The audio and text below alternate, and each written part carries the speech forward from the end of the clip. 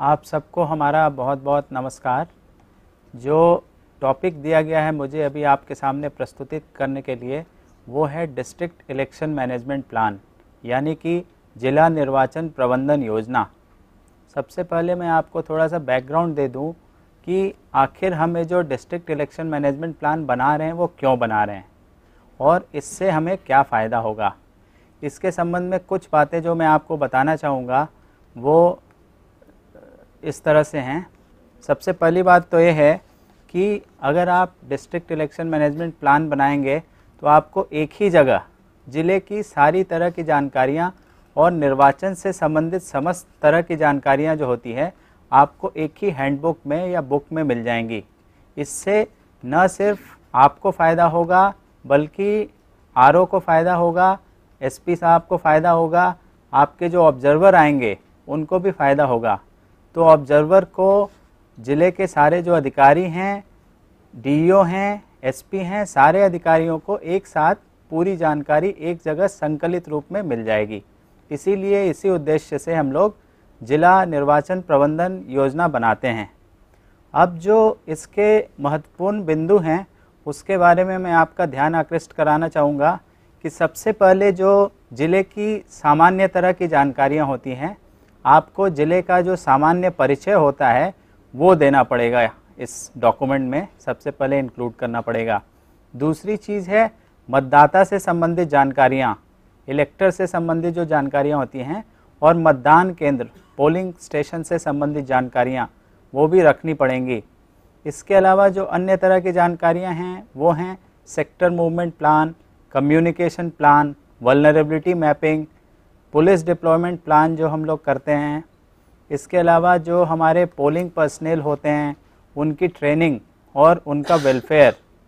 वैसे ही आपको reception centre के लिए, काउंटिंग सेंटर के लिए और डिस्ट्रीब्यूशन सेंटर के लिए भी व्यवस्था बनानी पड़ेगी। और जो मतदान का दिवस होता है, पोल डे अरेंजमेंट्स, वो भी करने होंगे। इसके साथ ही कुछ अन्य महत्वपूर्ण बिंदु भी होते हैं जिनको हम लोगों को समाहित करना चाहिए अपने डॉक्यूमेंट में। वो हैं मीडिया स्टैंडिंग कमेटी की जो बैठकें हम समय समय पे आयोजित करते हैं, शिकायत अनुश्रवण यानी कि कंप्लेंट मॉनिटरिंग, और माइक्रो ऑब्जर्वर से संबंधित बिंदु। तो इन सारे बिंदुओं को हमें अपने डॉक्यूमेंट में समाहित करना चाहिए। अब ज़िले के संबंध में क्या क्या जानकारियाँ रखनी चाहिए इसके संबंध में मैं थोड़ा बता दूं। सबसे पहले तो हमारे डॉक्यूमेंट में ज़िले का एक नक्शा होना चाहिए। जैसे आप देख सकते हैं ये शहडोल ज़िले का डिस्ट्रिक्ट इलेक्शन मैनेजमेंट प्लान है। तो सबसे पहले तो हम ज़िले का एक नक्शा रखते हैं। उसके बाद जो हमारी एसीज़ होती हैं, विधानसभा क्षेत्र जो होते हैं, उसके भी नक्शे हम लोग अपने डॉक्यूमेंट में इंक्लूड करेंगे। इसके बाद जो टेलीफोन डायरेक्टरी है, जितने भी ऑफिसर्स हैं, इलेक्शन कमीशन ऑफ इंडिया से लेके इलेक्शन कमीशन ऑफ स्टेट जो है, और ज़िले के संबंधित जितने भी महत्वपूर्ण अधिकारी हैं और जो अधिकारी चुनाव से जुड़ने वाले हैं, उन सब की जानकारी होनी चाहिए इस टेलीफोन डायरेक्टरी में। अन्य चीज़ें हैं कि चूँकि ऑब्जर्वर्स वगैरह बाहर के ज़िलों से आते हैं तो उनको अपने ज़िले की भौगोलिक परिस्थितियों से भी परिचित कराना चाहिए, इसलिए हमें सामान्य जानकारियाँ रखनी चाहिए। और साथ में ही जो जनसंख्या से संबंधित जानकारियाँ होती है, जो बेसिक स्टैटिस्टिक्स होती हैं ज़िले की, और जो प्रशासनिक संरचना होती हैं, उनको भी इंक्लूड करना चाहिए इस डॉक्यूमेंट में। अब मतदाता संबंधी जानकारियों की हम लोग बात करें कि मतदाता संबंधी कौन सी जानकारियाँ हमारे इस डॉक्यूमेंट में समाहित होनी चाहिए। कुछ जो बहुत महत्वपूर्ण जानकारियाँ होती हैं, जैसे कि जेंडर रेशियो, उसको हिंदी में लिंगानुपात भी बोलते हैं, वो समाहित होना चाहिए। इलेक्टर पॉपुलेशन रेशियो, जिसको मतदाता जनसंख्या अनुपात बोलेंगे, वो समाहित होना चाहिए। वैसे ही एज कोहोर्ट जो जानकारी होती है वो भी समाहित होनी चाहिए। साथ में ही जो नए एडिशंस और डिलीशंस होते हैं इलेक्टोरल रोल में, वो भी समाहित होनी चाहिए। तथा फ़ोटो कवरेज और एपिक कवरेज जो रोल का होता है, वो चीज़ें भी हमको अपने डॉक्यूमेंट में इंक्लूड करके रखना चाहिए, ताकि ज़िले के कोई भी अधिकारी आएँ या ऑब्जर्वर्स आएँ या रोल ऑब्जर्वर्स आएँ, वो हमारे डॉक्यूमेंट में होना चाहिए, ताकि हम उनको एक साथ ये सारी जानकारियाँ दे सकें। वैसे ही पोलिंग स्टेशन के संबंध में कौन कौन सी जानकारियाँ देनी चाहिए, यह भी जानना बहुत महत्वपूर्ण है। एक तो सामान्य जानकारी जो पोलिंग स्टेशंस के संबंध में होती हैं वो देनी चाहिए कि हमारे इस एक एसी में इतने सारे पोलिंग स्टेशंस हैं। इसी तरह अपने को क्रिटिकल और हाईली क्रिटिकल और जो वल्नरेबल बूथ्स होते हैं, वल्नरेबल हैमलेट्स होते हैं, उनकी भी जानकारी इस डॉक्यूमेंट में समाहित करनी चाहिए। अब मैं आपको थोड़ा सा इस बात की ओर आपका ध्यान आकृष्ट करना चाहूँगा कि कोई भी जिला निर्वाचन अधिकारी होता है, उसको अगर चुनाव कराना है, चुनाव प्रबंधन कराना है, तो उसके लिए बहुत महत्वपूर्ण है कि हमारे ज़िले में जितने भी जिला स्तर के अधिकारी हैं उनको कुछ न कुछ कार्य देना। सबसे पहले जो निर्वाचन संबंधित मुख्य एक्टिविटीज़ होती हैं, गतिविधियां होती हैं, उनको चिन्हित कर लेना चाहिए और उनको चिन्हित करने के बाद हर अधिकारी जो कि निर्वाचन से जुड़ा हुआ होगा उनको कुछ न कुछ काम देना चाहिए। हो सकता है इसमें कि एज डीईओ, एज कलेक्टर आप स्वयं कुछ काम करें, या आपके पुलिस ऑफिसर भी किसी चीज़ के ओआईसी हो सकते हैं, बाकी अधिकारी भी ओआईसी हो सकते हैं, लेकिन अपने को लिस्टिंग हर चीज़ की करनी चाहिए और उस लिस्टिंग करने के बाद हर चीज़ की ओआईसी अपने को अपॉइंट करना चाहिए। कुछ बिंदुएं जो हम आपके सामने रख रहे हैं उसमें जैसे मतदान कार्मिक, पोलिंग पर्सनल होते हैं, इलेक्टोरल रोल से संबंधित कुछ कार्य करने होते हैं, पोस्टल बैलेट से संबंधित कुछ कार्य होते हैं, जो पोलिंग स्टेशंस हैं, वैसे ही ट्रांसपोर्ट अरेंजमेंट्स करने होते हैं, व्हीकल्स की अरेंजमेंट करनी होती है, रूट चार्ट तैयार करना होता है। ट्रेनिंग एक बहुत बड़ा इम्पॉर्टेंट कंपोनेंट होता है इलेक्शन के टाइम, उसको अरेंज करने के लिए ओआईसी। वैसे ही पोलिंग पर्सनल वेलफेयर के लिए भी एक ओआईसी नियुक्त करते हैं। वल्नरेबिलिटी मैपिंग जनरली पुलिस और जो एग्जीक्यूटिव मजिस्ट्रेट्स होते हैं वो सारे लोग मिल के करते हैं। एक बहुत महत्वपूर्ण चीज़ होती है, स्टैंडिंग कमेटी की बैठकें भी समय समय पर आयोजित करनी होती है। फैसिलिटेशन सेंटर्स, सहायता केंद्र भी स्थापित करने होते हैं, उसके लिए भी एक नोडल अधिकारी हम लोग नियुक्त करते हैं। वैसे ही कंप्लेंट मॉनिटरिंग बहुत इंपॉर्टेंट चीज़ होती है, इसके लिए एक इंक्वायरी ऑफिसर भी नियुक्त करना होता है। और प्रतिदिन अपने को कुछ न कुछ जानकारियाँ भेजनी होती हैं, उसके लिए भी एक अधिकारी नियुक्त करना होता है।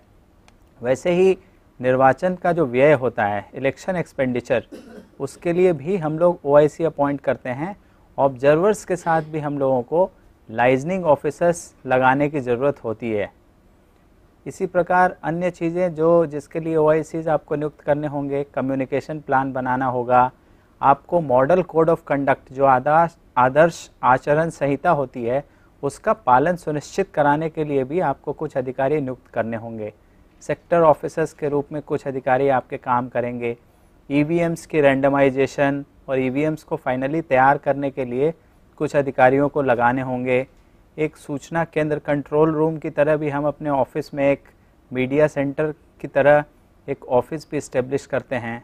वीडियोग्राफी जो क्रिटिकल इवेंट्स होती हैं उसकी करानी होती हैं और पहचान पत्र भी जारी करने होते हैं। तो मैंने यहाँ पे कुछ गतिविधियाँ चिन्हित की हैं जिसके लिए हम लोगों को ओआईसीज अपॉइंट करने होते हैं। इसके अलावा भी कुछ चीज़ें हो सकती है जिसके लिए हम लोग अपॉइंट करें ओआईसी। तो कहने का मतलब ये है कि प्लान बनाने के पहले अपने को एक एक गतिविधि को चिन्हित कर लेना चाहिए और एक एक गतिविधि को चिन्हित करने के पश्चात एक एक अधिकारी उसका ओआईसी के रूप में नियुक्त किया जाना चाहिए। और भी बिंदु हैं जैसे ऑब्जर्वर्स, माइक्रो ऑब्जर्वर्स हो गए, distribution centre, counting centre, police personnel, computerisation, randomisation, सामग्री वापसी केंद्र भी बनाते हैं हम लोग, और गणना कार्मिक भी होते हैं जो काउंटिंग स्टाफ होता है, उनकी भी नियुक्ति करनी होती हैं। अब हम लोग बात करें मतदान कार्मिक की। मतदान कार्मिक मतलब पोलिंग पर्सनल। पोलिंग पर्सनल के लिए हम लोग सबसे पहले तो इनका एक डेटाबेस क्रिएट करते हैं। डेटाबेस क्रिएट करते समय ये भी ध्यान रखते हैं कि स्टेट गवर्नमेंट के जो एम्प्लॉयज़ हैं उनका एक अलग से डेटाबेस तैयार कर लेते हैं और सेंट्रल गवर्नमेंट के एम्प्लॉयज़ जो होते हैं उनका अलग से डेटाबेस तैयार कर लेते हैं। इससे फ़ायदा क्या होता है कि कभी कभी माइक्रो ऑब्जर्वर्स के रूप में हमें सिर्फ सेंट्रल गवर्नमेंट एम्प्लॉयज़ को नियुक्त करना होता है, तो उस टाइम ये चिन्हित पहले से कर लेते हैं तो बाद में बड़ी आसानी होती है।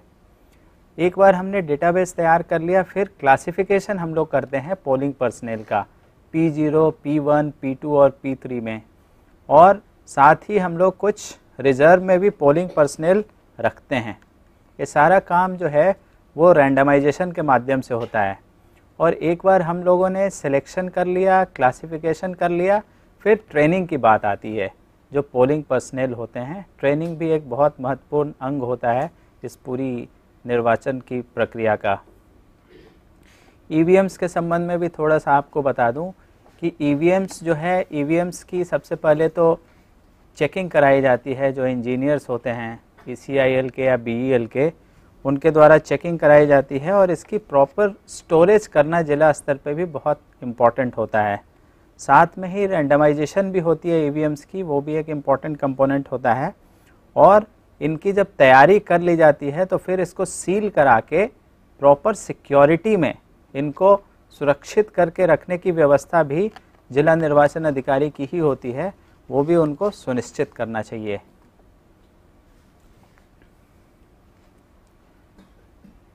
इसी के साथ एक और भी चीज़ जो आपके ध्यान में लाना चाहूँगा वो ये है कि जैसे ही निर्वाचन की घोषणा हो जाती है, चुनाव की घोषणा आयोग के द्वारा कर दी जाती है, आदर्श आचार संहिता मॉडल कोड ऑफ कंडक्ट जो होता है वो लागू हो जाता है। तो मॉडल कोड ऑफ कंडक्ट लागू कराना DEO और उनके अधीनस्थ जितने भी अधिकारी होते हैं सबका दायित्व होता है। मॉडल कोड ऑफ कंडक्ट लागू कराने के संबंध में मैं थोड़ा सा यही कहना चाहूँगा कि आयोग ने समय समय पे सभी बिंदुओं पे निर्देश सर्कुलर्स जारी किए हैं। तो DEO जो हैं और उनके जो अधीनस्थ अधिकारी हैं उनको समस्त पहलुओं से अवगत होना चाहिए और जो आयोग के द्वारा समय समय पे सर्कुलर्स जारी किए गए हैं वो पढ़ लेना चाहिए। जैसे डिफेसमेंट ऑफ प्रॉपर्टी, संपत्ति विरूपण अधिनियम एक है। डिफेसमेंट ऑफ प्रॉपर्टी की प्रिवेंशन के लिए बहुत ज़्यादा ध्यान देना चाहिए। वैसे ही बहुत सारे रेस्ट्रिक्शंस होते हैं प्रिंटिंग पे, पैम्पलेट्स और पोस्टर्स वगैरह जो जारी किए जाते हैं उसकी प्रिंटिंग्स पे प्रिंट लाइन होना चाहिए। तो इन चीज़ों की जानकारी DEO और उनके अधीनस्थ अधिकारियों को होनी चाहिए और ये सारी चीज़ें उनको देखना चाहिए। वैसे ही मिनिस्टर्स के जो टूर्स होते हैं उस पर कुछ रेस्ट्रिक्शंस होता है। पॉलिटिकल फंक्शनरीज जो होती हैं, कैंपेन के बाद जैसे जो 48 घंटे का समय होता है उसमें वो वहाँ पे उस जगह पे नहीं रह सकते, उनको वो जगह छोड़नी होती है। कंप्लेंट मॉनिटरिंग के संबंध में भी आयोग द्वारा बहुत सारे निर्देश जारी किए गए हैं। इसके अलावा जो पब्लिक फंक्शंस, पब्लिक मीटिंग्स वगैरह जो पॉलिटिकल पार्टीज़ के द्वारा ऑर्गेनाइज किए जाते हैं उसके संबंध में भी आयोग के निर्देश हैं। और स्पेशली जो एजुकेशनल इंस्टीट्यूट्स होते हैं वहाँ पे टोटली प्रोहिबिटेड होता है। तो ये सुनिश्चित करना भी DEO का दायित्व होता है। वैसे ही लाउड स्पीकर यूज़ करने के लिए या वाहन जो चलाए जाते हैं कैंडिडेट्स के द्वारा उनके लिए भी उनको DEO से या RO से परमिशन लेनी होती है। साथ ही जो कॉन्वॉय होता है व्हीकल्स का, एक साथ 3 से ज़्यादा गाड़ियाँ नहीं चल सकती, कॉन्वॉय 3 से ज़्यादा गाड़ियों की नहीं हो सकती, इसको भी सुनिश्चित कराना होता है। इसी प्रकार मैं ये कहना चाह रहा हूँ कि आयोग के जो समय समय पे आदर्श आचार संहिता को लागू कराने के लिए जो निर्देश हैं वो समस्त DEO को खुद पढ़ना चाहिए और उनको, उनके जो अधीनस्थ अधिकारी हैं उनको ट्रेनिंग्स में बताया जाना चाहिए ताकि उसमें कहीं कोई कन्फ्यूजन नहीं रहे। और साथ में ही पॉलिटिकल पार्टीज़ को भी बताया जाना चाहिए।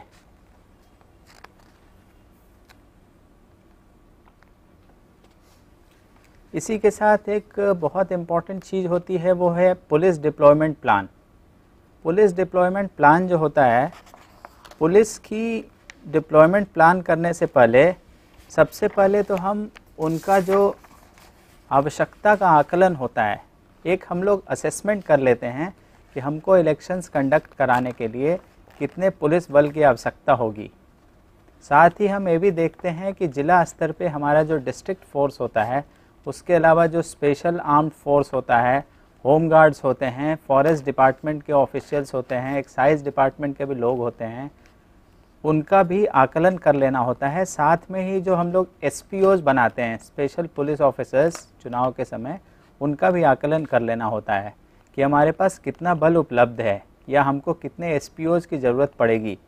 वैसे ही जो सेंट्रल पैरामिलिट्री फोर्सेस हमको केंद्र से मिलते हैं उनकी भी उपलब्धता देखनी होती है और उसके आधार पे जो प्रेक्षक होते हैं, ऑब्जर्वर होते हैं, उनकी सहमति से पुलिस डिप्लॉयमेंट प्लान जो ज़िले के एसपी और ज़िले के डीएम होते हैं वो करते हैं। तो पुलिस डिप्लॉयमेंट प्लान को फाइनल करने से पहले एक बार वल्नरेबल और क्रिटिकल पोलिंग स्टेशंस जो हैं उनको भी देख के उसको किया जाता है ताकि कोई कमी नहीं रह जाए।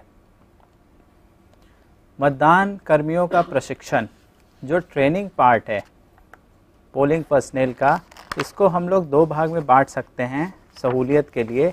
एक तो ईवीएम से संबंधित ट्रेनिंग होती है, ईवीएम से संबंधित ट्रेनिंग, और दूसरी नॉन ईवीएम ट्रेनिंग। ट्रेनिंग के संबंध में सबसे पहले तो यह ज़रूरी होता है कि जो हमारा ट्रेनिंग का वेन्यू है वो कहाँ पे होगा, उसका चयन कर लेना चाहिए।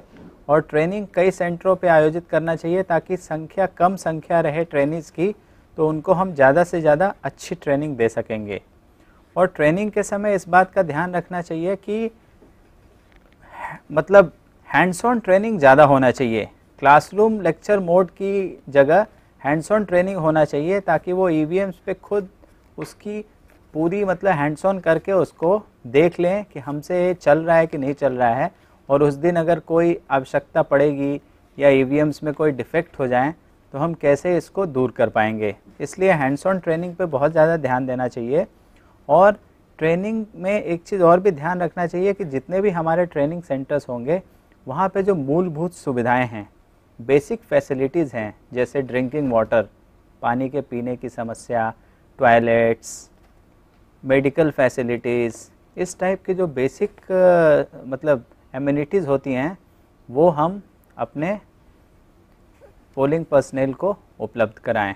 तो एक कंपोनेंट तो उसका ईवीएम हो जाता है, और दूसरा कंपोनेंट होता है ईवीएम के अलावा जो चीज़ें होती हैं, जैसे पीठासीन अधिकारी के क्या दायित्व होते हैं, बाकी जो P1, P2, P3 होते हैं उनके क्या दायित्व होते हैं, उनको किस तरह उस दिन निर्वाचन संपन्न कराना है उसके बारे में उनको पूरी ट्रेनिंग दी जाती है। उनको चैलेंज वोट्स, टेंडर वोट्स, इन सब चीज़ों के बारे में भी बताया जाता है। ये भी बताया जाता है कि जो कंपार्टमेंट होता है, मतलब वहाँ पे प्रिजाइडिंग ऑफिसर को यथासंभव नहीं जाना चाहिए और वो उसके नज़दीक, वोटिंग कंपार्टमेंट के नज़दीक नहीं जा सकते। तो ट्रेनिंग एक बहुत ही इम्पॉर्टेंट मुद्दा मतलब विषय है जिस पे जिसको गंभीरता से लिया जाना चाहिए। पोलिंग पर्सनल वेलफेयर, जब हमने पोलिंग पर्सनल की बात की तो पोलिंग पर्सनल वेलफेयर की भी बात करते हैं। पोलिंग पर्सनल वेलफेयर एक बहुत ही इम्पॉर्टेंट इशू है आजकल इलेक्शंस में, और इलेक्शन कमीशन ने इस संबंध में कुछ सर्कुलर्स भी जारी किए हैं।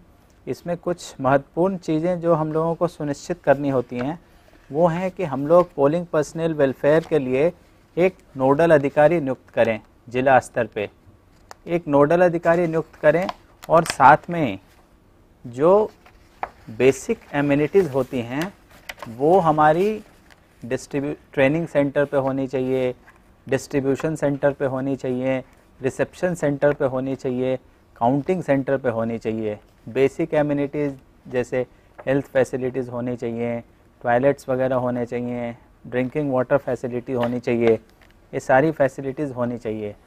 वैसे ही पोलिंग पर्सनल जो होते हैं उनकी वाहन व्यवस्था जो होती है कि वो रिसेप्शन सेंटर से अपने पोलिंग स्टेशंस पे कैसे जाएंगे, इसको सुनिश्चित करने के लिए, इसको सुगम बनाने के लिए भी जो जिला निर्वाचन अधिकारी हैं वो इस ओर काफ़ी ध्यान देते हैं और देना चाहिए। साथ में ही जब हम मतदान दल को रवाना करते हैं अपने डिस्ट्रीब्यूशन सेंटर से, डिस्पैच सेंटर से, तो उनके मूवमेंट्स भी ट्रैक करना चाहिए, और जब तक वो सेफली अपने पोलिंग स्टेशंस पे नहीं पहुंच जाएं तब तक उनकी मूवमेंट को ट्रैक करना चाहिए। और वैसे ही अगले दिन जब निर्वाचन संपन्न हो जाता है चुनाव के बाद, वो हमारे रिसेप्शन सेंटर पे सेफली पहुंच जाएं, उनके मूवमेंट्स को ट्रैक करना और ये सुनिश्चित करना कि वो हमारे रिसेप्शन सेंटर पे अच्छे से पहुंच जाएं। उनको आइडेंटिटी कार्ड भी देते हैं ताकि उनकी पहचान चुनाव के दिन और उससे पहले भी हो सके। जब हम लोग क्लासिफिकेशन करते हैं अपने पोलिंग पर्सनल के, तो विमेन की क्लासिफिकेशन भी अलग से कर लेनी चाहिए। और फिज़िकली हैंडीकैप्ड जो पर्सन्स होते हैं या मेंटली चैलेंज्ड पर्सन्स हैं उनकी भी क्लासिफिकेशन कर लेनी चाहिए, और यथासंभव फिज़िकली हैंडीकैप्ड या पर्सन्स विद मेंटल डिसेबिलिटी जो हैं उनका तो नहीं लगाना चाहिए चुनाव में ड्यूटी। और जहाँ तक विमेन की बात है उसमें भी अगर ज़िले में हमारे पास विमेन को छोड़ के पर्याप्त पोलिंग पर्सनल अवेलेबल हैं तो जहाँ तक संभव हो सके अगर उनको लगाए बिना हमारा चुनाव अच्छे संपन्न हो सकता है तो इस बात को भी ध्यान में रखना चाहिए। तो पोलिंग पर्सनल वेलफेयर आज के डेट में बहुत ही इम्पॉर्टेंट चीज़ है, अहम चीज़ है जिसका ध्यान रखना चाहिए। निर्वाचन के दौरान वीडियोग्राफी और डिजिटल कैमरे के प्रयोग के लिए भी आयोग ने समय समय पर निर्देश दिए हैं। निर्वाचन आयोग का कहना है कि जो क्रिटिकल इवेंट्स होती हैं चुनाव के समय, सारे क्रिटिकल इवेंट्स को कैप्चर करना चाहिए। क्रिटिकल इवेंट्स क्या हो सकती हैं उसके मैं कुछ उदाहरण दे के समझाना चाहता हूँ।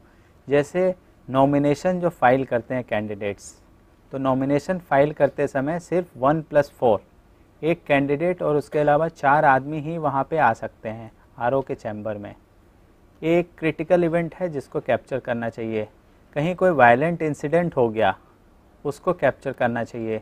चुनाव के दिन या उससे पहले अगर कोई अनटूवर्ड इंसिडेंट होता है उसको कैप्चर करना चाहिए। मॉडल कोड ऑफ कंडक्ट का कहीं भी वायलेशन हो उसकी वीडियो रिकॉर्डिंग करनी चाहिए और उस पर एक्शन लेना चाहिए। तो क्रिटिकल इवेंट्स जो भी होंगे उनके वीडियोग्राफी कराए जाने चाहिए या डिजिटल कैमरे से उनको कैप्चर कर लेना चाहिए और उस पर जिला निर्वाचन अधिकारी को योग्य कार्रवाई करनी चाहिए। एक्सपेंडिचर, जो कैंडिडेट्स नॉमिनेशन फाइल करते ही कैंडिडेट्स को उनको अपना एक्सपेंडिचर जो है वो दिखाना होता है। उनको एक इसके लिए रजिस्टर भी आरओ के द्वारा जारी किया जाता है। एक्सपेंडिचर का स्टेटमेंट जो है मतलब पूरे निर्वाचन के दौरान कम से कम 3 से 4 बार उनको व्यय पत्रक जो होते हैं उसको चेक करना चाहिए। और जो भी परमिशंस वगैरह कैंडिडेट्स के द्वारा लिए जाते हैं, चाहे वो वाहन का परमिशन हो, लाउड स्पीकर यूज़ करने का परमिशन हो, कोई मीटिंग आयोजित करने के लिए जो परमिशन लेते हैं, मतलब किसी तरह का जो खर्च होता है उसको उसका ब्यौरा जिला निर्वाचन अधिकारी और उनकी जो टीम होती है उनको हर चीज़ का ब्यौरा लेना चाहिए और देखना चाहिए। एक और भी चीज़ जो अभी हाल फिलहाल में आई है वो है डमी कैंडिडेट्स की पहचान। डमी कैंडिडेट्स वो कैंडिडेट्स होते हैं जो कि इंडिपेंडेंट्स के रूप में लड़ते हैं, मतलब खड़े होते हैं, लेकिन वास्तव में वो अप्रत्यक्ष रूप से जो मेन पॉलिटिकल पार्टीज़ के कैंडिडेट्स होते हैं उनको वो लाभ पहुंचाने का प्रयास करते हैं। जैसे कोई भी इंडिपेंडेंट कैंडिडेट भी खड़ा होता है तो उसको भी कम से कम 3 वाहन या वाहनों की तो खैर वैसी कोई संख्या ही नहीं है, कैंपेनिंग के लिए वाहनों की परमिशन उनको दी जाती है।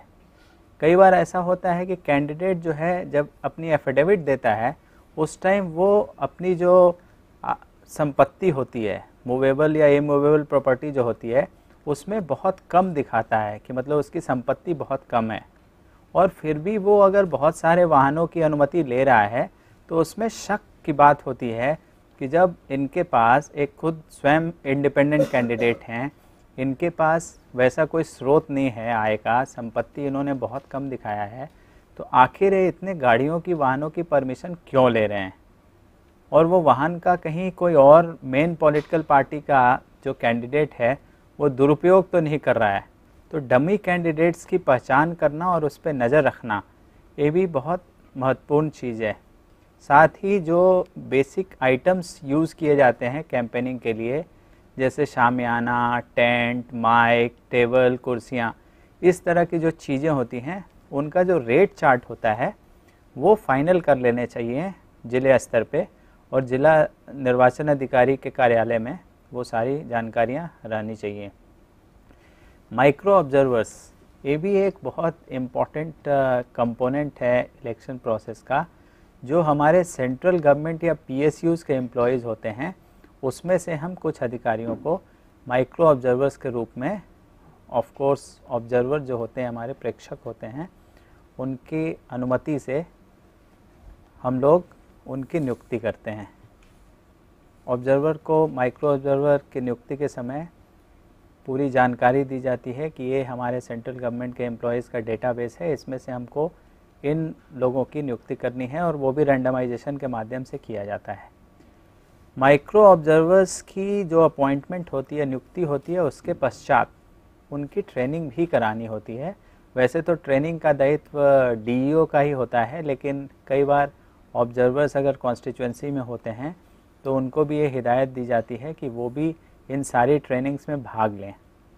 और जिला निर्वाचन कार्यालय में जो माइक्रो ऑब्जर्वर्स होते हैं उनसे समन्वय स्थापित करने के लिए एक ओआईसी अधिकारी की भी, नोडल अधिकारी की भी हम लोग नियुक्ति करते हैं। माइक्रो ऑब्जर्वर्स के लिए हम लोग निर्वाचन के दिन के लिए सेपरेट रूट चार्ट भी बनाते हैं और उनके लिए ट्रांसपोर्टेशन की व्यवस्था भी यथासंभव अलग से ही करते हैं।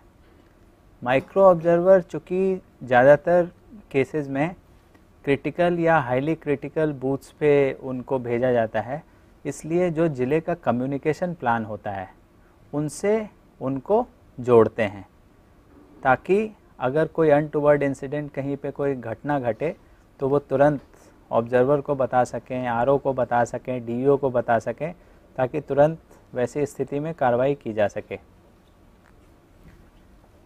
और जो माइक्रो ऑब्जर्वर्स अपनी ड्यूटी पे जाते हैं, पोलिंग स्टेशंस पे जाते हैं, उससे पहले उनको जो ऑब्जर्वर्स आते हैं उनके द्वारा ब्रीफ किया जाना चाहिए। और चुनाव के पश्चात जब माइक्रो ऑब्जर्वर्स वापस लौट के आते हैं तो जो ऑब्जर्वर्स होते हैं उनको माइक्रो ऑब्जर्वर्स की डायरीज़ भी देखनी चाहिए कि उन्होंने अपनी रिपोर्ट में क्या लिखा है। तो हमने आपको माइक्रो ऑब्जर्वर्स के बारे में बताया। इसके अलावा एक दो और भी चीज़ें थी। एक सेक्टर ऑफिसर्स जो होते हैं उनकी नियुक्ति की जानी होती है। जैसे हम लोग पोलिंग पर्सनेल का डेटाबेस बनाते हैं तो ये सेक्टर ऑफिसर्स भी पोलिंग पर्सनेल के एक पार्ट ही होते हैं। कुछ अधिकारियों को हम लोग सेक्टर ऑफिसर के रूप में नियुक्त करते हैं। सेक्टर ऑफिसर की फिर ट्रेनिंग कराई जाती है और सेक्टर ऑफिसर्स जो होते हैं हमारे कम्युनिकेशन प्लान के वो भी पार्ट होते हैं। तो सेक्टर ऑफिसर्स जो होते हैं उनकी नियुक्ति करना, उनकी फिर ट्रेनिंग दिलाना और ये सुनिश्चित करना कि वो सारे पोलिंग स्टेशंस की एक बार इंस्पेक्शन कर लें, एक बार जांच कर लें, जो भी रूट्स होते हैं जिनसे पोलिंग पार्टीज़ को जाना है उसकी भी सघन जांच कर लें, निरीक्षण कर लें और अपनी रिपोर्ट डीईओ के सामने प्रस्तुत करें। और कम्युनिकेशन प्लान के वो भी एक अभिन्न अंग होते हैं। सेक्टर ऑफिसर्स के साथ ही एक और भी जो चीज़ है sector movement plan. Sector movement plan मतलब आप ये समझ लें कि जो भी हमारे अधिकारी हैं, कर्मचारी हैं, हर तरह के अधिकारियों कर्मचारियों के लिए, चाहे वो पोलिंग पर्सनेल के पार्ट हों, चाहे वो सेक्टर ऑफिसर्स हों, पुलिस पर्सनेल हों, सेक्टर मजिस्ट्रेट्स हों, माइक्रो ऑब्जर्वर्स हों, सब के लिए हमको रूट चार्ट्स बनाने होते हैं जो कि हमारे सेक्टर मूवमेंट प्लान का एक अंग होता है। सेक्टर मूवमेंट प्लान फाइनल करते समय जिला अधिकारियों की बैठक लेनी चाहिए और जो हमारे एग्जीक्यूटिव इंजीनियर्स होते हैं जो कि रोड्स का काम देखते हैं, जैसे पीडब्ल्यूडी, रूरल इंजीनियरिंग सर्विसेज, प्रधानमंत्री ग्रामीण सड़क योजना, इन अधिकारियों को भी रूट चार्ट फाइनल करने के पहले, सेक्टर मूवमेंट प्लान फाइनल करने के पहले इन्वॉल्व कर लेना चाहिए। क्योंकि कई बार इनको, चूँकि ये लोग फील्ड में काम करते हैं, इनको मार्गों के बारे में, रास्तों के बारे में ज़्यादा अच्छे से पता होता है कि कौन सा रोड जो है वो बड़ी गाड़ी के लिए सूटेबल होगा, बड़े बस के लिए सूटेबल होगा, कौन से रोड पे मिनी बसेस भेजी जानी चाहिए, कौन से ऐसे रोड्स हैं जहाँ पे बस नहीं जा सकता, ट्रक नहीं जा सकता, वहाँ पे आपको ट्रैक्टर लगाने होंगे, जीप लगानी होगी या बैलगाड़ी से ले जाना होगा। तो सेक्टर मूवमेंट प्लान फाइनल करने के पहले जो एग्जीक्यूटिव इंजीनियर्स होते हैं इंजीनियरिंग डिपार्टमेंट्स के और जो हमारे रेवेन्यू ऑफिसर्स होते हैं उनका फीडबैक बहुत इम्पॉर्टेंट होता है। और उसी के आधार पे हम जो अपनी व्हीकल्स की डिप्लॉयमेंट करते हैं, व्हीकल की रिक्वायरमेंट निकालते हैं और व्हीकल्स की डिप्लॉयमेंट करते हैं, उसी आधार पे करते हैं। हमने अभी आपको माइक्रो ऑब्जर्वर्स के बारे में बताया था, तो हम ये भी बताना चाहेंगे कि माइक्रो ऑब्जर्वर्स के लिए एक सेपरेट रूट चार्ट होगा और सेपरेट उनका सेक्टर मूवमेंट प्लान होगा, वो भी सुनिश्चित कराना चाहिए। कम्युनिकेशन प्लान एक बहुत ही इम्पोर्टेंट अभिन्न अंग हो गया है आजकल जो इलेक्शन मैनेजमेंट का। कम्युनिकेशन प्लान के संबंध में पूर्व के वक्ताओं ने काफ़ी डिटेल में बात की है, इसलिए मैं बहुत डिटेल में बात नहीं करना चाहूँगा। मैं सिर्फ इतना बताना चाहूँगा कि ज़िले स्तर पे त्रिस्तरीय 3 टियर कम्युनिकेशन सिस्टम हम लोग रखते हैं। इस 3 टियर में डीईओ जो होता है, कलेक्टर यानी कि डीएम, वो सबसे ऊपर होते हैं। उनकी एक अपनी टीम होती है। उनकी जो टीमें होती हैं वो जो दूसरी टियर है आरओज रिटर्निंग ऑफिसर्स की जो टीमें होती हैं उनसे इंटरेक्ट करती हैं, और आरओज की जो टीम होती है वो जो बूथ लेवल पे हमारा कम्युनिकेशन टीम का जो भी दल प्रभारी होता है उससे कम्युनिकेट करता है। तो हमारी जो कम्युनिकेशन टीम है वो 3 टियर कम्युनिकेशन टीम है जिससे हम इंटरेक्ट करते हैं। और साथ ही हम अपने चैनल्स इसके लिए भी ओपन रखते हैं कि अगर हमें सेक्टर ऑफिसर्स से कम्युनिकेट करना हो, सेक्टर मैजिस्ट्रेट से कम्युनिकेट करना हो, पुलिस ऑफिसर्स से कम्युनिकेट करना हो, तो ये भी हमारे कम्युनिकेशन प्लान के अंग होते हैं 3 टियर कम्युनिकेशन प्लान के साथ ही। कम्युनिकेशन प्लान में एक चीज़ जो बहुत ध्यान देने वाली होती है वो ये होती है कि हमें अपने ज़िले का हर बूथ, या मैं तो कहूँगा कि जो भी एरिया है उसको इस तरह डिवाइड करना चाहिए कि हमारा कितना एरिया मोबाइल कम्युनिकेशन के माध्यम से कवर हो सकता है, कितना एरिया लैंडलाइन टेलीफोन के माध्यम से कवर हो सकता है, और कौन सा ऐसा एरिया है जो कि एकदम शेडो एरिया है। शेडो एरिया है मतलब जहाँ पे मोबाइल भी काम नहीं कर रहा है, लैंडलाइन भी काम नहीं कर रहा है।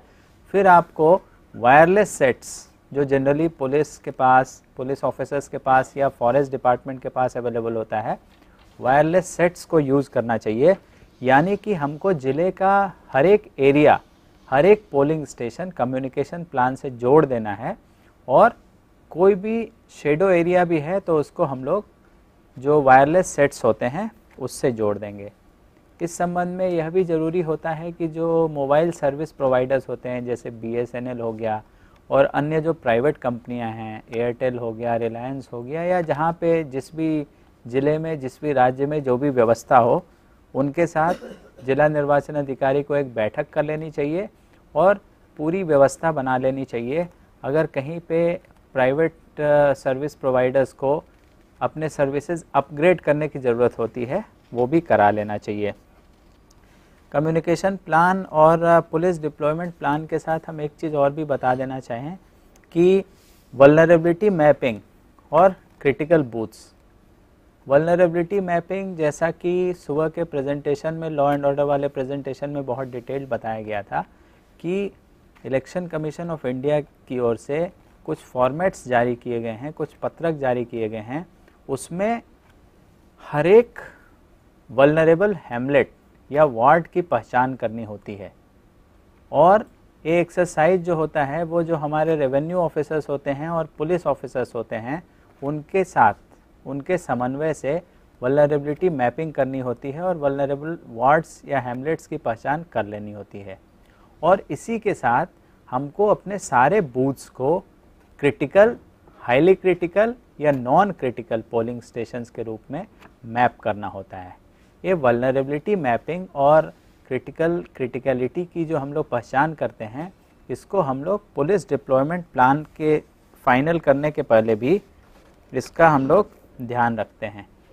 वल्नरेबिलिटी मैपिंग के साथ एक और चीज़ जो बहुत महत्वपूर्ण होती है वो होती है कि जो कैंडिडेट्स की वरी लिस्ट होती है उसको भी ध्यान में रखना चाहिए, और कैंडिडेट्स की वरी लिस्ट में अगर कोई चीज़ है तो क्रिटिकलिटी की फाइनलाइजेशन करने के पहले उस चीज़ को भी ध्यान में रखना होता है।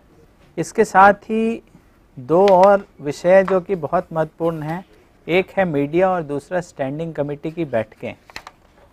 आपको पता है कि मीडिया आज के डेट में कितनी इम्पोर्टेंट है, तो मीडिया का जो है रोल है उसको ध्यान में रखते हुए जो ईसीआई के सर्कुलर्स हैं उसमें निर्देश जारी किए गए हैं कि हर जिला स्तर पे, डिस्ट्रिक्ट लेवल पे एक मीडिया सेल इस्टेब्लिश किया जाना चाहिए, एक मीडिया सेल स्थापित किया जाना चाहिए, और ज़िले के एक अधिकारी को नोडल ऑफिसर के रूप में जो कि मीडिया के साथ इंटरैक्ट करे नियुक्त किया जाना चाहिए। और मीडिया के साथ निर्वाचन के दौरान कम से कम 4 से 5 बैठकें करनी चाहिए और जो भी इम्पॉर्टेंट इवेंट्स होते हैं उस समय भी मीडिया को बुलाना चाहिए ताकि वो प्रचार प्रसार करे कि निर्वाचन के संबंध में अभी ज़िले की क्या तैयारी है और ज़िले के अधिकारियों द्वारा क्या किया जा रहा है। साथ में ही उनको जो पोल रिलेटेड एक्टिविटीज़ जितनी भी होती हैं उसकी उनको सूचना समय समय पे देते रहने चाहिए और ये सारी खबरें प्रकाशित होनी चाहिए ताकि लोगों को भी पता रहे। मीडिया का सहयोग हम लोगों को मॉडल कोड ऑफ कंडक्ट, आदर्श आचार संहिता का जो उल्लंघन होता है, मॉडर्न कोड ऑफ कंडक्ट के जो वायलेशंस होते हैं उसमें भी उनका हमको यूज़ करना चाहिए, क्योंकि कई बार हम लोगों को न्यूज़पेपर्स के माध्यम से जानकारियाँ प्राप्त होती है। तो कहने का मतलब कि मीडिया एक्टिव रहती है तो हम लोगों को भी काफ़ी जानकारियाँ मिलती रहती है और हम लोगों को ऐसे वायलेशंस की जानकारी मिलने पे तुरंत एक्ट करना चाहिए। साथ ही मीडिया के साथ इम्पॉर्टेंट इन्फॉर्मेशंस जैसे पोलिंग स्टेशंस की जानकारी हो गई, रूट चार्ट की जानकारी हो गई, ट्रांसपोर्टेशन अरेंजमेंट्स की जानकारी हो गई, ट्रेनिंग जो हम लोग समय समय पे कंडक्ट कराते रहते हैं उसकी जानकारी शेयर करनी चाहिए ताकि हमारे कई अधिकारी और कर्मचारी जो रिमोट एरियाज़ में रहते हैं उनको भी कई बार अखबार के माध्यम से पहले पता चल जाता है और हमारे ऑर्डर्स बाद में जाते हैं। मीडिया की बात जब हम करते हैं तो मीडिया जो है आजकल नॉमिनेशन पेपर्स जब फाइल होते हैं उसका भी कवरेज करने के लिए मीडिया अलाउड होती है। उनको प्रॉपर स्पेस वहाँ पे प्रोवाइड करना चाहिए ताकि वो नॉमिनेशन का अच्छे से कवर कर सकें। साथ ही जो पोल डे होता है, पोल डे के दिन भी, निर्वाचन के दिन, चुनाव के दिन भी मीडिया कवर कर सकती है, लेकिन उस पर कुछ रेस्ट्रिक्शंस हैं, उसका ध्यान रखना चाहिए। वैसे ही जो काउंटिंग होता है, काउंटिंग के दिन भी मीडिया वाले हमारे काउंटिंग सेंटर्स पे आते हैं, उपलब्ध रहते हैं और अपनी जानकारियां प्रकाशित करते हैं। काउंटिंग सेंटर्स पे भी मीडिया के लिए पर्याप्त व्यवस्था बनानी चाहिए। स्टैंडिंग कमेटी की मीटिंग्स के बारे में मैं अभी जिक्र कर रहा था। स्टैंडिंग कमेटी जो है ज़िले स्तर पे और आरओ स्तर पे स्टैंडिंग कमेटीज़ बनाई जाती हैं। इसमें ज़िले के जो महत्वपूर्ण अधिकारी होते हैं और उसके साथ जो पॉलिटिकल पार्टीज़ के फंक्शनरीज होते हैं उनकी एक स्टैंडिंग कमेटी बनाई जाती है।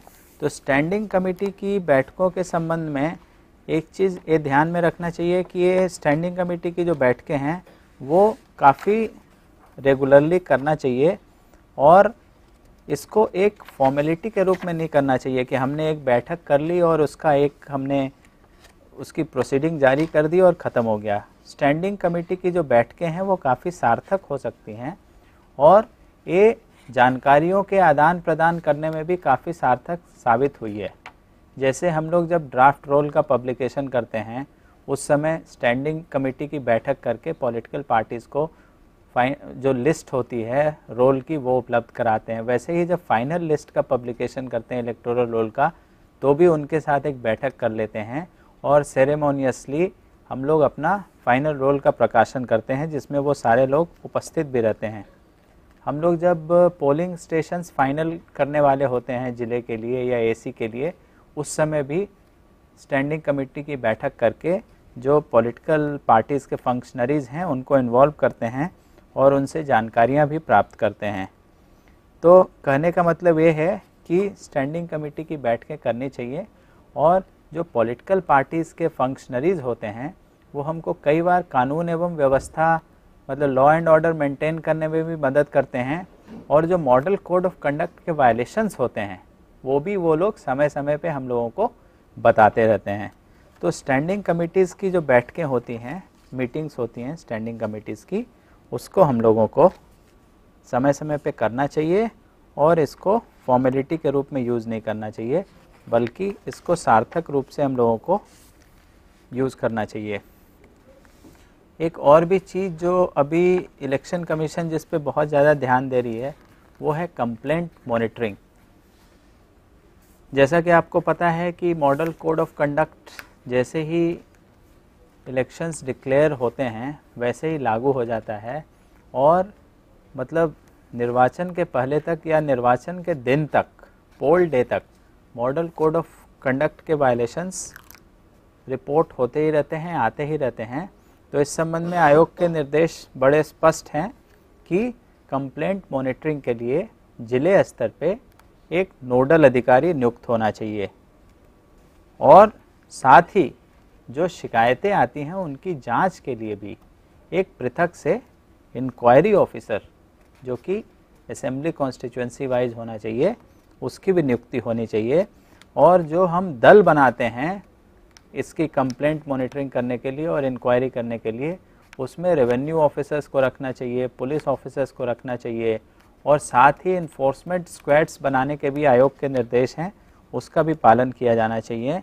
और कंप्लेंट मॉनिटरिंग की डेली बेसिस पे रिपोर्टिंग की जानी चाहिए, जो कि आरओ के माध्यम से डीओ को प्राप्त होती है और डीओ के माध्यम से वो आयोग को जानकारी भेजनी होती है।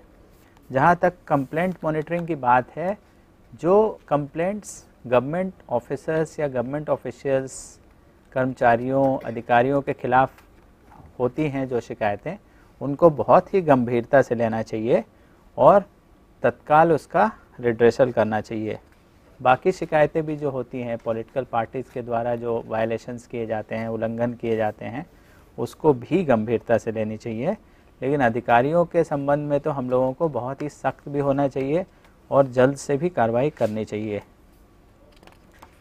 कुछ और तैयारियां जो हम लोगों को करनी होती हैं उसके संबंध में मैं थोड़ा सा आपको बता दूं कि जो हमारा डिस्ट्रीब्यूशन सेंटर होता है, डिस्ट्रीब्यूशन सेंटर मतलब वो डिस्पैच सेंटर भी होता है, वहाँ पे भी हम लोगों को सारी फैसिलिटीज़ देनी चाहिए और वहाँ की तैयारियाँ करनी चाहिए।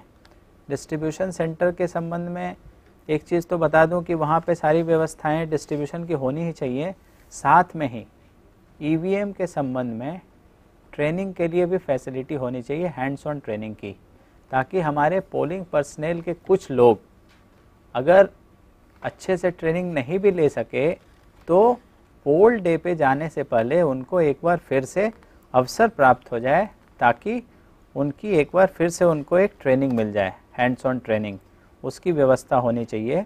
इसके अलावा जो पोलिंग पर्सनल वेलफेयर के हिसाब से व्यवस्थाएं होनी चाहिए वो तो डिस्ट्रीब्यूशन सेंटर पे होना ही चाहिए। इसके अलावा उनको डिस्पैच करने से पहले जो सेक्टर ऑफिसर्स होते हैं वो पोलिंग पार्टीज़ को एक बार उनको ब्रीफ करना चाहिए और साथ में ही उनका जो सेफ़ मूवमेंट है उसकी ट्रैकिंग करते हुए सुनिश्चित कर लेना चाहिए कि वो लोग सेफली अपने पोलिंग स्टेशंस पे पहुंच जाएं। साथ ही वहाँ पे डिस्ट्रीब्यूशन सेंटर या डिस्पैच सेंटर पे एक कंट्रोल रूम टाइप का भी इस्टेब्लिश करना चाहिए और खाने की भी व्यवस्था वहाँ पे होनी चाहिए, ताकि अगर लोग अपना पैसा लगा के भी वहाँ पे खाना चाहें तो भी उनके लिए फूड पैकेट्स की व्यवस्था हो या खाने की कोई व्यवस्था सुनिश्चित करनी चाहिए।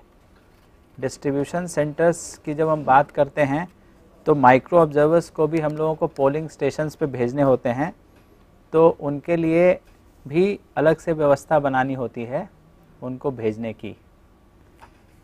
डिस्ट्रीब्यूशन सेंटर्स और डिस्पैच सेंटर्स पे ये भी ध्यान रखना चाहिए कि जो हमारे सेक्टर ऑफिसर्स हैं उनके माध्यम से जो हमारे पोलिंग पार्टीज़ हैं उनको रूट चार्ट के संबंध में जानकारी मिल जाए और हमारे सेक्टर ऑफिसर्स जो हैं उनको कौन सी बस पकड़नी है, कौन सी बस के माध्यम से उनको किस रूट में जाना है, उसकी भी जानकारी दे देनी चाहिए। इस संबंध में मैं आपको ये बता दूं कि मध्य प्रदेश में जबलपुर के कलेक्टर ने बहुत अच्छी व्यवस्था की थी।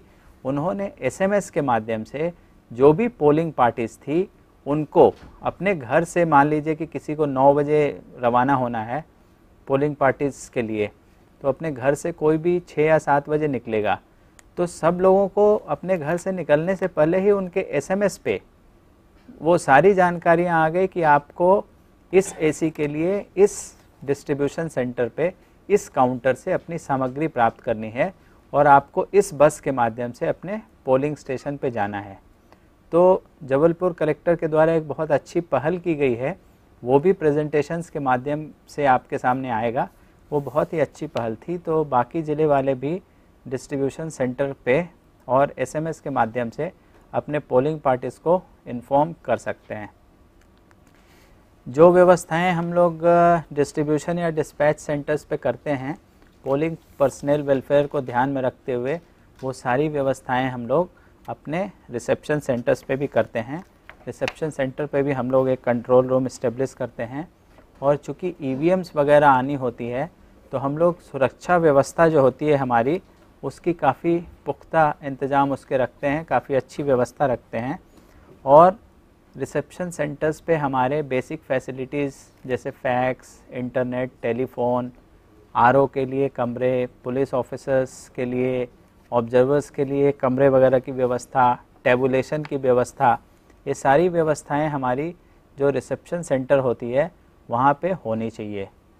साथ ही आपको पता है कि जो स्क्रूटनी की जाती है, जब हमारे मतदान दल वापस आते हैं तो 17A जो होता है फॉर्म, कई बार आपको पता है कि दिन भर में तरह तरह की शिकायतें आती हैं कि इस बूथ में ये शिकायत, कहीं ईवीएम की शिकायत हो जाती है, कहीं पॉलिटिकल पार्टीज़ को फेवर करने की शिकायतें होती है। तो आयोग के बड़े सख्त निर्देश हैं कि जो स्क्रूटनी की जाती है, विशेषकर उन मतदान केंद्रों का जिसके संबंध में दिन भर में आपको शिकायत प्राप्त होती है, एक तो उनका जो उनकी सामग्रियां होती हैं ईवीएम्स प्लस अदर मटेरियल्स, उनको रिसीव करने के लिए भी अलग से काउंटर्स बनाने होते हैं, अलग से व्यवस्था बनाने होते हैं। और स्क्रूटनी तो सारे ही मतलब डॉक्यूमेंट्स की जाती हैं, लेकिन विशेषकर ऐसे बूथ्स की जहां की शिकायतें प्राप्त होती हैं, उनकी स्क्रूटनी और अच्छे से की जानी चाहिए। इस संबंध में आयोग के निर्देश भी हैं। काउंटिंग सेंटर, जैसा कि आपको पता है कि हम लोग अल्टीमेटली चुनाव संपन्न करा देते हैं, तो काउंटिंग के बाद ही रिजल्ट्स अनाउंस होते हैं। तो जैसा कि हमने आपको बताया कि डिस्ट्रीब्यूशन सेंटर के लिए और रिसेप्शन सेंटर के लिए पोलिंग पर्सनल वेलफेयर करते हैं, वैसे ही सारी व्यवस्थाएं यहाँ पे भी रहेंगी, और रिसेप्शन सेंटर की तरह ही यहाँ पे टेलीफोन, फैक्स, इंटरनेट, टैबुलेशन, आरओज़ के लिए व्यवस्था, ऑब्जर्वर्स के लिए पर्याप्त व्यवस्था, ये सारी व्यवस्थाएं करनी होती है। और वहाँ पे हम लोग बाकायदा अपने जो दल वापस अपने जो इसमें जो काउंटिंग में जो दल लगता है उनकी ट्रेनिंग तो पहले ही करा देते हैं, लेकिन उनके लिए भी खाने के लिए और अन्य तरह की व्यवस्थाएं हम लोग करते हैं। चूँकि काउंटिंग के दिन कैंडिडेट्स या उनके एजेंट्स आते हैं तो उनको आई कार्ड वगैरह पहले से ही हम लोग जारी कर देते हैं, लेकिन लॉ एंड ऑर्डर बना रहे इसके लिए हम लोग पहले से ही प्लान कर लेते हैं और पर्याप्त सुरक्षा व्यवस्था, पुलिस बल की उपलब्धता वगैरह सुनिश्चित कराते हैं।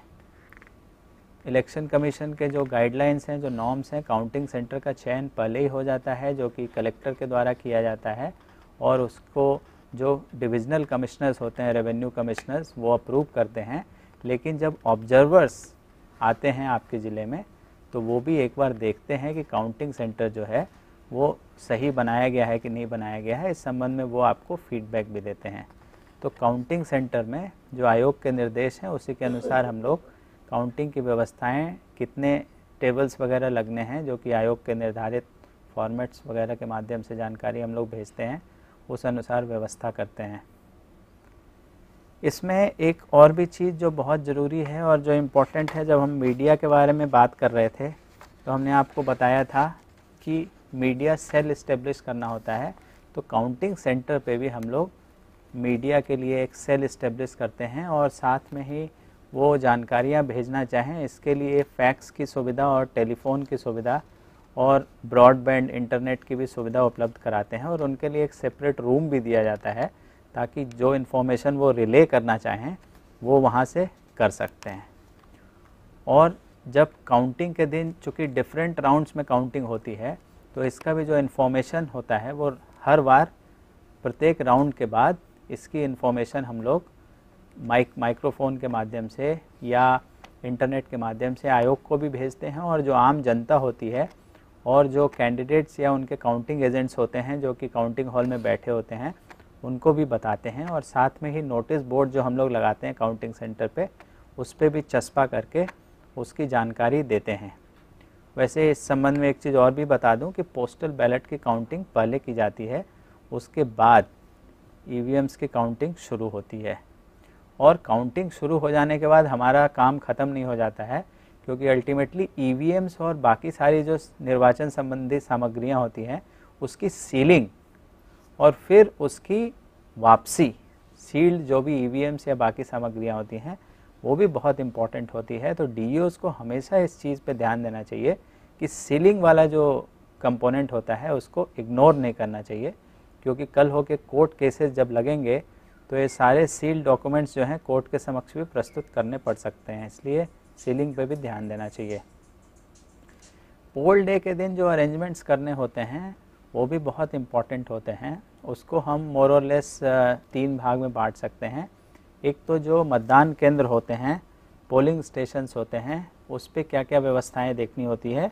दूसरी चीज़ सेक्टर ऑफिसर्स जो हमारे होते हैं उनको क्या करना होता है, और ज़िले स्तर पे जो हमारे डीईओ या एसपी या आरओ होते हैं एसीज़ में, उनको क्या व्यवस्थाएं देखनी होती हैं, ये भी बहुत ज़रूरी चीज़ है। पोलिंग स्टेशन पे जो कुछ बातों का ध्यान रखना होता है वो ये होता है कि मॉक पोल अच्छे से कंडक्ट हो जाए, 2 या 2 से ज़्यादा पोलिंग एजेंट्स की उपस्थिति में कंडक्ट हो, और मॉक पोल कंडक्ट होने के बाद मॉक पोल की सर्टिफिकेट भी प्रिजाइडिंग ऑफिसर्स के द्वारा जारी किया गया हो। इसके अलावा पोल परसेंटेज की पीरियोडिकल इन्फॉर्मेशन भेजनी होती है, घंटे 2 घंटे पे जानकारियाँ भेजनी होती है, उसका भी ध्यान रखना होता है।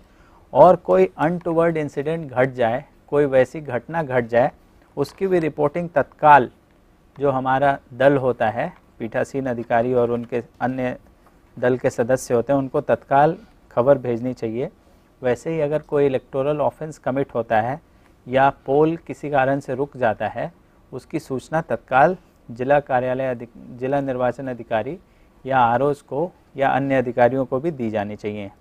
इसी तरह जो हमारे सेक्टर ऑफिसर्स जो नियुक्त होते हैं उनके लिए क्या क्या उनको उस दिन करना चाहिए, किन किन चीज़ों का ध्यान रखना चाहिए।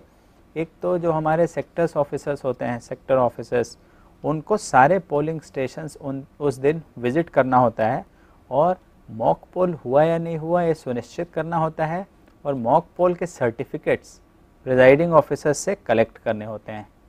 साथ ही उनको बाकी सारी चीज़ों की भी रिपोर्टिंग करनी होती है कि मतदान समय से शुरू हो गया, समय से बंद हो गया, कहीं पे कोई डिफेक्टिव ईवीएम के कारण कुछ समय के लिए पोल रुका भी था तो हमने तुरंत उसको रिप्लेस करा दिया या ठीक करा दिया। और जो पोल परसेंटेज या अन्य तरह की जो जानकारियां हैं जिसकी पीरियोडिकल रिपोर्टिंग करनी होती है वो उनको करनी होती है। जिला स्तर पे जो अधिकारी होते हैं उनको जिन चीज़ों का विशेषकर ध्यान रखना चाहिए, एक तो है कि हम कम्युनिकेशन प्लान जो बनाते हैं अल्टीमेटली इसी दिन के लिए बनाते हैं। तो हमारा जो कम्युनिकेशन प्लान है वो तो निर्वाचन प्रारंभ होने के 1 घंटे पहले, आपको पता है अगर 8 बजे से चुनाव शुरू होना है, मतलब एक्चुअल पोलिंग होनी है, वोट डलने हैं, तो 7 बजे के बाद ही हम लोग हमारे सारे अधिकारी एक्टिव हो जाते हैं और 7:30 से 7:40 तक मॉक पोल भी कंडक्ट कर देते हैं। तो हमारा जो कम्युनिकेशन प्लान है उसको एक्टिवेट करना दिन भर के लिए वो सबसे ज़रूरी चीज़ होती है। साथ ही हमारा तो अपना कम्युनिकेशन प्लान है ही, लेकिन हमको पुलिस कंट्रोल रूम से भी लगातार अपना कम्युनिकेशन बनाए रखना होता है। जिला निर्वाचन अधिकारी होने के नाते, डीईओ या डिस्ट्रिक्ट मजिस्ट्रेट होने के नाते लॉ एंड ऑर्डर की भी मेंटेनेंस की पूरी जवाबदेही डीईओ के ऊपर ही होती है, उसको भी मेंटेन करना होता है, लॉ एंड ऑर्डर को सुनिश्चित करना होता है। डिफेक्टिव ईवीएम्स या कहीं भी कोई अनटुवर्ड इंसिडेंट वगैरह की जानकारी होती है तो तुरंत करेक्टिव एक्शंस लेने होते हैं, और कुछ केसेस में सीईओ को भी रिपोर्ट करनी होती है। साथ में ही जो शिकायतें उस दिन आती हैं, तरह तरह की शिकायतें आती हैं, उसको तत्काल हैंडल करना, और बहुत ज़रूरी हुआ तो आयोग को उसकी रिपोर्टिंग करना भी डीईओ को या आरओ को सुनिश्चित करना होता है। और जब निर्वाचन अच्छे से निर्विघ्न संपन्न हो जाए तो हमारी जो पोलिंग पार्टीज़ जो दिन भर चुनाव में लगी हुई थी उनको सेफली वापस लाना, ये भी हमारे अधिकारियों की जिम्मेदारी होती है, जो अधीनस्थ अधिकारी होते हैं उनके माध्यम से।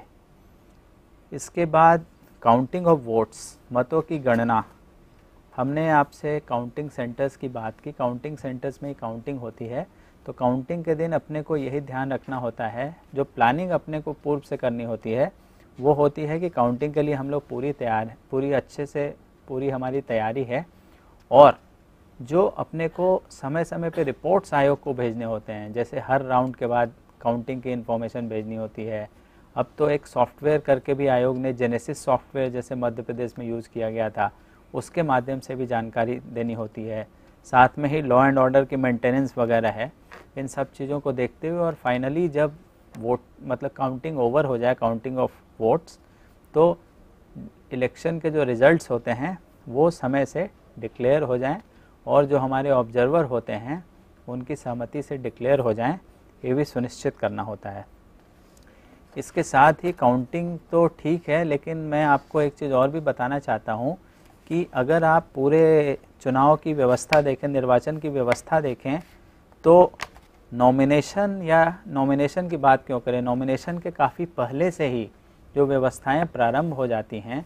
तो मुझे तो लगता है कि 70 से 100 के करीब रिपोर्ट्स आयोग को, मतलब जो स्टेट लेवल पे जो इलेक्शन कमीशन के प्रतिनिधि के रूप में होते हैं, उनको हम लोग इतनी सारी रिपोर्टें भेजते हैं। वो आप लोगों को समय समय पे जो रिपोर्ट्स भेजने हैं, नॉमिनेशन से लेके अंतिम दिन काउंटिंग तक, उसकी अलग से एक चेकलिस्ट उपलब्ध कराई जाएगी। लेकिन कुछ चीज़ें जैसे नाम निर्देशन के संबंध में जो जानकारियाँ या रिपोर्ट्स भेजनी होती हैं, काउंटिंग सेंटर या बाकी सारे सेंटर्स भी आप तय करते हैं। पोल डे के दिन आपको तरह तरह की जानकारियाँ भेजनी होती हैं। इलेक्शंस ख़त्म होने के बाद भी बहुत तरह की जानकारियाँ, जैसे आरओ रिपोर्ट होती है, इंडेक्स कार्ड होती है, चेक मेमो होता है, चेक स्लिप होता है। मतलब कहने का मतलब है कि बहुत तरह की जानकारियाँ भेजनी होती है, वो सुनिश्चित करना होता है।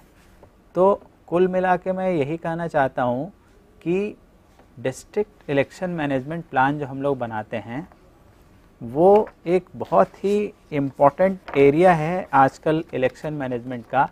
और जो भी हम करना चाहें, कम्युनिकेशन प्लान आप बनाएंगे तो भी आपके प्लान में ये तो शामिल होगा, डिस्ट्रिक्ट इलेक्शन प्लान में ही शामिल होगा, क्योंकि जिला जो यूनिट है, जिला जो इकाई है, नोडल ऑफिसर किसी भी चुनाव में डीईओ ही होते हैं, डिस्ट्रिक्ट इलेक्शन ऑफिसर ही होते हैं।